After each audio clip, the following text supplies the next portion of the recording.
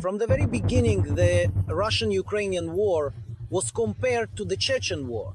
The same objectives, the same methods, the same mistakes. It was simply easy there to stop entire columns, just 3 or 4 people with, say, 5 grenade launchers. Almost 30 years have now passed since then, but the Russians' approach to warfare has essentially remained the same. Destroyed cities, relentless strikes on civilians, and a total deep-seated hatred simply because people want to live separately. Our house survived, but the federal troops had already been there. They tore up my grandmother's Quran, scribbled obscene words on the walls, and wrote things about Chechens. To understand why, after winning the first Chechen war, the country still couldn't break away from Russia, how the Kremlin ultimately managed to take control of an entire people, what mistakes were made in Chechnya, and how Ukraine can avoid them, all of this will be discussed today in the new episode of Arsenal. Of course, we won't be retelling the entire course of the Russian-Chechen war. Even several hours wouldn't be enough for that. It is well known that the main reason for the first Chechen campaign was the people's desire to live separately from Russia. In 1991, the country found its own leader, who was elected as a result of the vote and declared the independence of Ishkeria. That was Joker Dudaev. He truly had a certain charisma that allowed him to become who he was. Well, we shouldn't forget that he was a general in the Soviet army, not just any career general.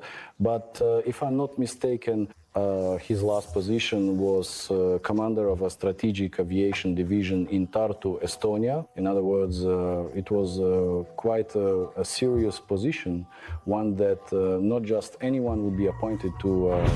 At first, the then Russian leadership tried to negotiate with the former general so that Ishkeria would remain under Moscow's control. However, over the course of a few years, Dudaev's government grew stronger, and it was not possible to resolve the issue peacefully. That's when the Kremlin first tried to resolve the issue by force, sending a column of Russian troops into Chechnya, only to immediately disavow them after the operation failed. Well, just like in the best traditions of "we're not there." About operation. If it had been the Russian army fighting, a single airborne regiment could have resolved the whole issue within 2 hours. He stated that we are not servicemen of the Russian army. This is the personal number of an officer, which once again proves that we are servicemen of the Russian army. When discharged into the reserves, this number along with the ID card always remains. By the way, that miscalculation by the Kremlin's general still hasn't taught the Russians anything at all. Just like in Ukraine today, the Russian authorities made a mistake. They thought 10 a dozen tanks would come in and everyone would scatter. It was so funny. They were shot up, their armored vehicles destroyed, and that was the end of it. That was the first attempt. And then it became obvious that there would be a war, and it would be a brutal one. Of course, the Chechens were internally prepared for this war.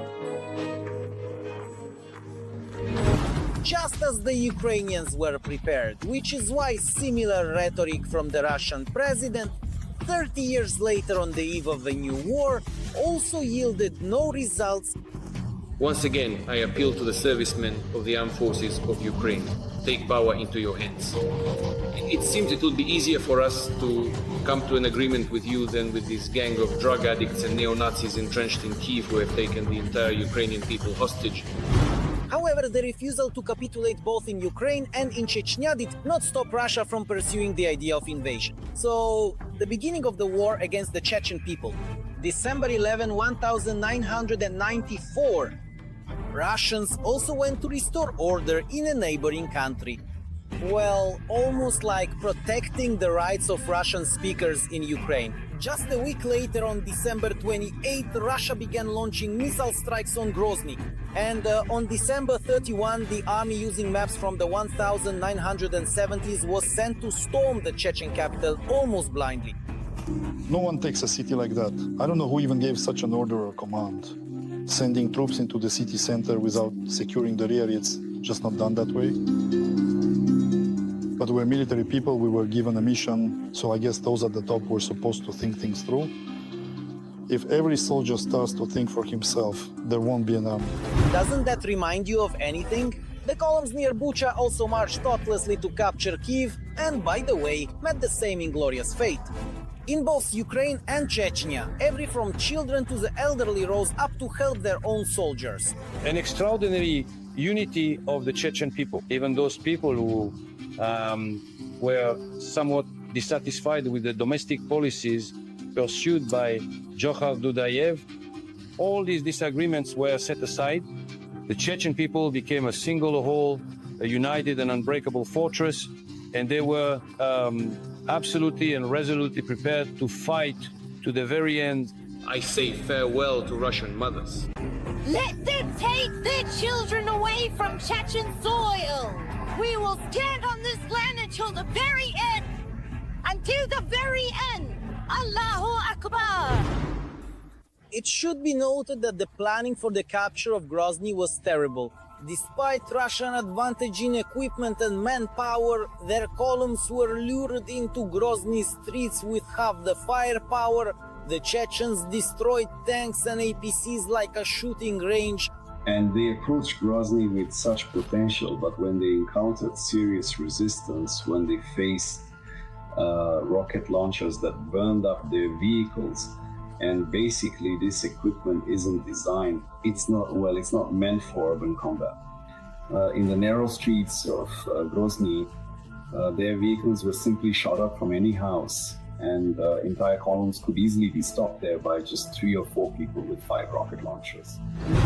Grozny fell only after several months, not within a few hours as the Russian command had expected. For 2 long years, the war continued throughout Chechnya, but the Kremlin was never able to fully subdue the mountain people.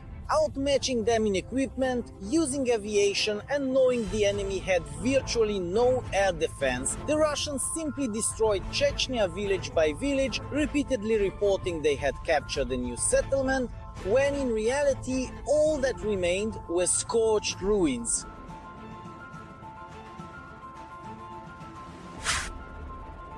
Unable to respond symmetrically, some Chechen units, such as Shamil Basayev's group, began to terrorize the Russian population. In the city of Budyonovsk, they seized the local hospital building and took about 1,500 people hostage. Their sole demand was the withdrawal of Russian troops from Chechnya. Shamil Basayev did not consider that he had committed a crime. And there, why? Because, as I say again, just as there were hostages in the hospital in Budyonovsk, the entire Chechen people were hostages. And he said, I demonstrated the condition, the situation of the Chechen people, using Budyonovsk as an example. In 1996, Russian special services managed to track down the leader of Chechnya, Johar Dudaev, and launched a missile strike there. The new president of Ishkeria decided to seek peace with Russia, which, against the backdrop of Yeltsin's elections, was also not averse to a truce. A little later, the Khasavyut Accords were signed, which put an end to the war and granted Chechnya virtual autonomy. On August 31, 1996, in Dagestani city of Khasavyut, Alexander Lebed and Aslan Maskadov signed a peace deal.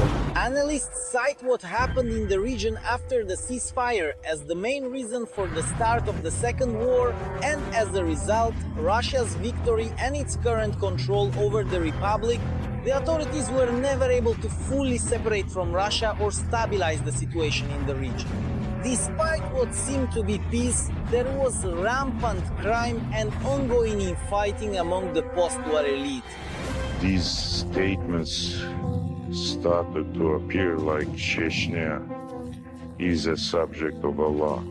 They began to flirt with the religion, with religious circles. And to support and ideologically reinforce their regime, they started involving religious leaders. Terrorist groups also began to emerge in Chechnya on religious grounds, with their most notorious acts being the Beslan attacks and the Nordost tragedy. Analysts believe these incidents made the international community abandon Chechnya in its struggle for independence and also prompted the Russian second invasion. With FSB involvement in the bombings of Baynaksk, Moscow and Volgodonsk, 1999 saw the Russian Federation begin the Second Chechen War. We saw there in Chechnya what was destined for Europe as well, and what Ukraine is now experiencing. Having drawn conclusions from first campaign, the Russians did not expect any sympathy from Chechen people the second time around. With air raids, the Kremlin used this advantage throughout, destroying cities. With such objectives, of course, the goal of the federal forces was to eliminate all supporters of independence, all armed supporters of independence, and to establish complete control over the territory of the Republic, not at all to arrest or eliminate those involved in terrorist acts. Operating in small groups with the support of aviation and artillery, the Russian army left no chance for the armed units in Chechnya. Overall, the combat operations were conducted as if they were taking place in a desert. There were no civilians, and civilian losses were ignored, just as during the assault on Grozny.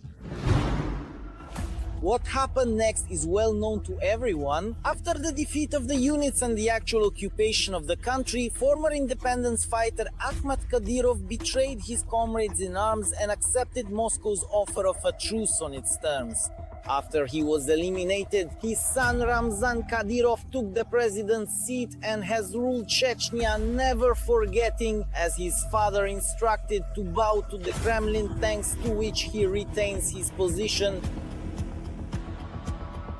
After securing victory in 1996 but failing to use their independence, the Chechen authorities argued over the spoil surprise they hadn't really counted on. After losing control, the region reached a point where the civilized world, once supportive of Ichkeria's independence, turned away from terrorism and fanaticism. This proves how important it is in the struggle against Russia not to stray from the chosen path and to see things through even when the war seems won. Did you like this video? Then don't forget to give it a like and subscribe to our Arsenal channel. The link is in the description below the video.